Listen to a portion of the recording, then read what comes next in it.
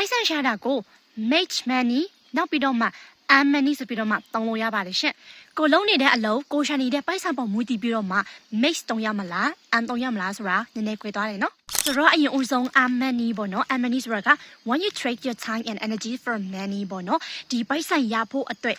ကိုယ့်ရဲ့အချိန်တွေကိုယ့်ရဲ့ energy ကိုယ့်ရဲ့စွမ်းအင်တွေနဲ့လေးလိပ်ပြီးတော့မှအလုပ်လုပ်ရတဲ့အရာပေါ့နော်တနည်းပြောရမယ်ဆိုရှင်တော့တခြားသူတွေအတွက်ကိုကအလုပ်လုပ်ပေးရတဲ့အရာပေါ့နော်အဲ့လိုကနေကိုကပိုက်ဆံရှာတယ်ဆိုရှင်တော့ earn money လေးကိုသုံးပါတယ်